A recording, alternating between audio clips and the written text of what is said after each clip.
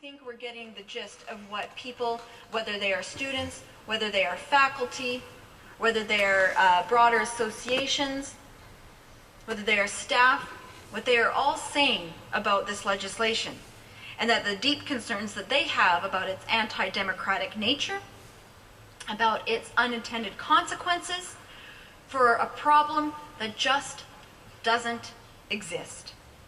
I've also canvassed 3 institutions' conflict of interest rules, highlighted that they address exactly what this minister claims to be addressing with this legislation, pointing out that this legislation is not needed, pointing out that it is unnecessary, that it's duplicating things that are already being done.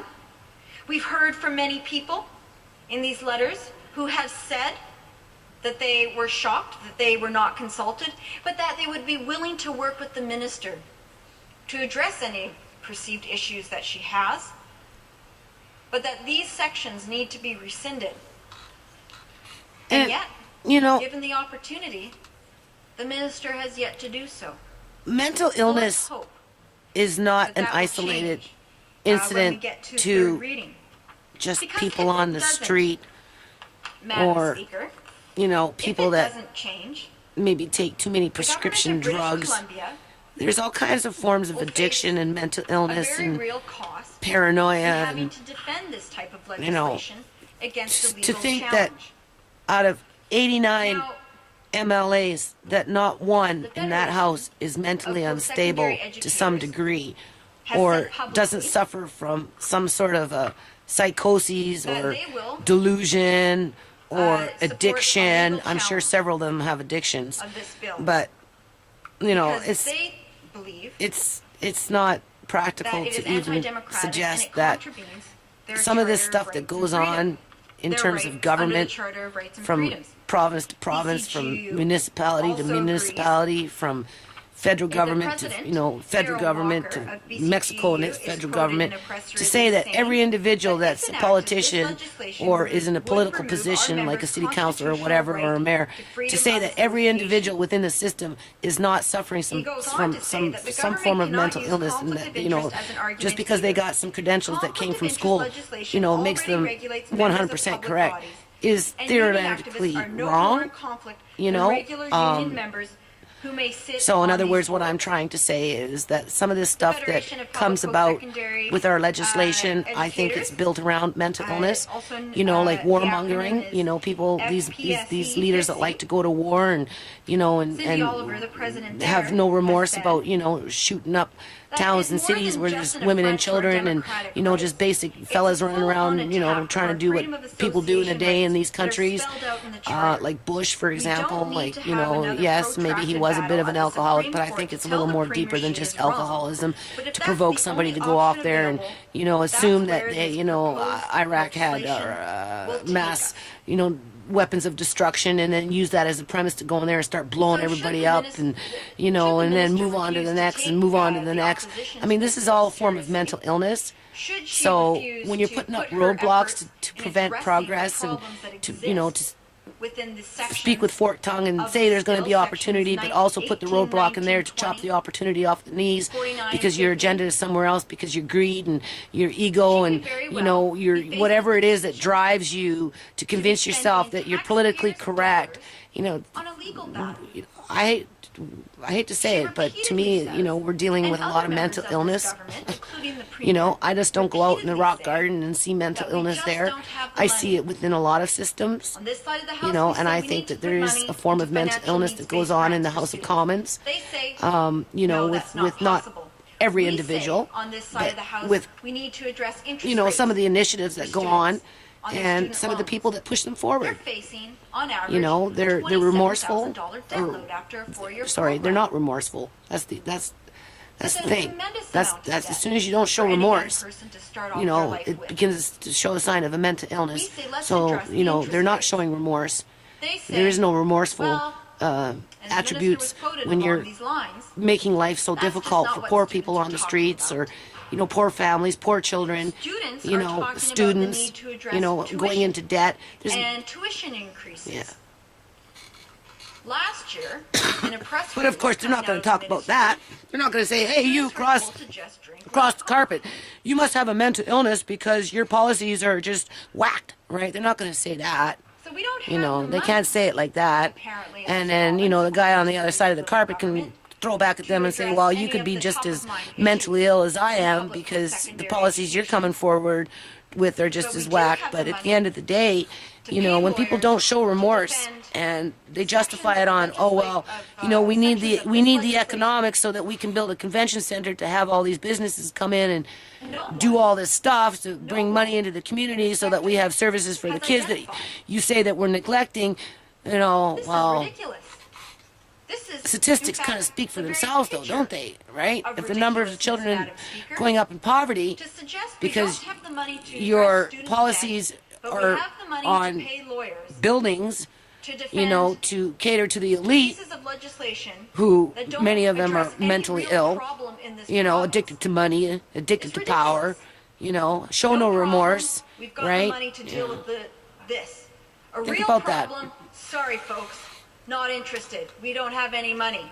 I don't think it's a matter of money, Madam Speaker. I think it's a matter of will.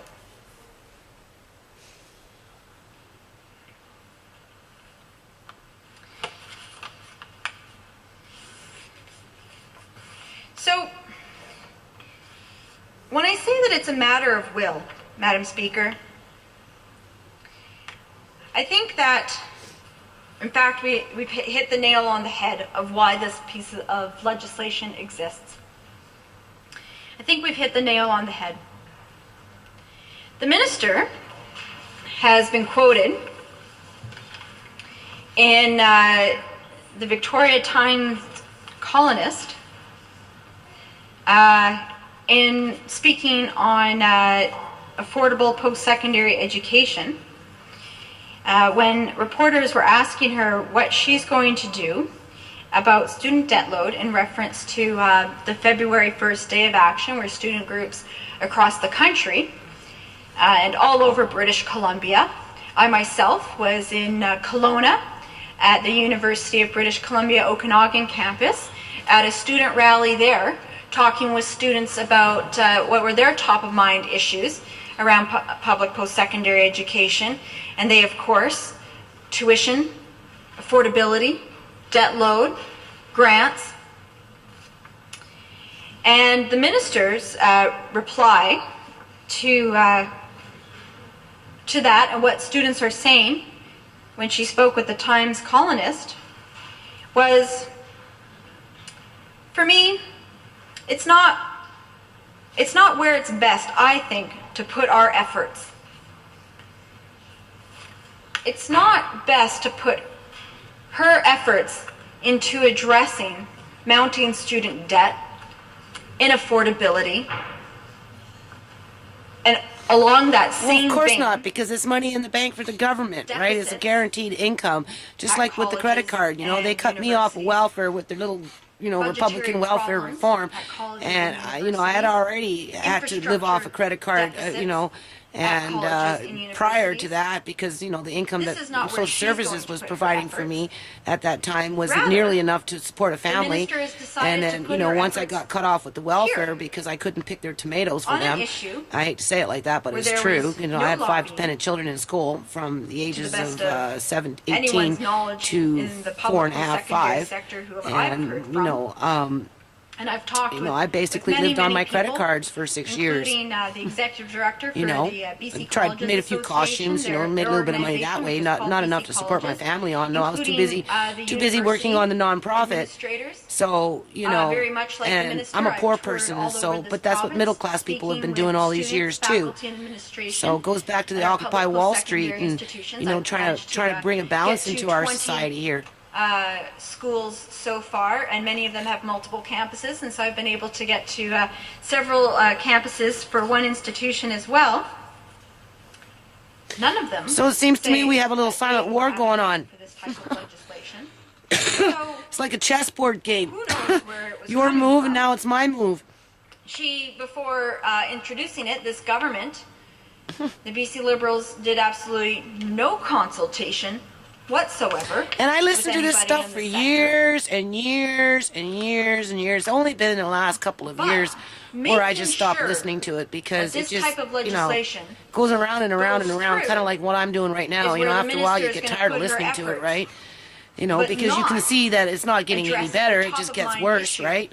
for students, and that is student debt and reducing the interest rates on student loans. Well, so maybe they've gone up instead of, It's, they want in the my debt opinion, reduced, Honorable Speaker, the interest loan reduced. it's a bizarre choice, and it certainly isn't a choice that I would make. It's a very bizarre choice that this is where she is putting her efforts and where the BC Liberal governments are putting their efforts on this important issue of public post-secondary education, especially at a time where the government has put forward their BC Jobs Plan with very little mention of the important role that public post-secondary plays in developing the skills in our labor force for the jobs of the future. We know from the BC government's own studies that 80% of jobs by 2017 are going to require some level of post-secondary education. We know that 80% of jobs are going to require some level of post-secondary education. Oh my God. If her statistics are right, Is our labor force ready to fulfill that right poor now? people are It even is worse not, Madam Speaker. off than what they are Only right now. 67% of our labor force has post-secondary education. Only 67%. So there's a discrepancy there. That means we need to support people getting into post-secondary education so that we can address the jobs that are going to be open because of attrition and because of new jobs coming online. 2/3 of those jobs that are going to be opening up by 2017 are because of attrition.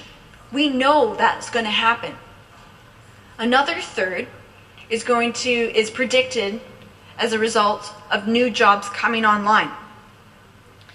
So we know that we need to have an educated workforce. We know that.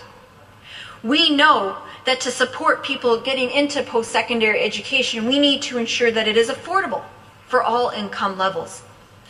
We know that it needs to be accessible. We know that it needs to be available to students and prospective students. And we know in this province right now that affordability is at a crisis level for many, many families.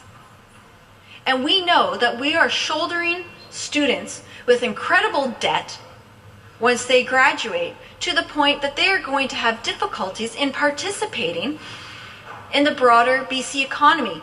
They can't afford to get cars. They can't afford to do other major purchases like buying a home because they have such an incredible student debt load. We need them to make those types of purchases to keep our economy thriving. They can't do that. The BC Liberals are setting this province up for a crisis, up for a failure when it comes to public post-secondary and their funding of it and student debt load. But that is not where the minister is putting her effort.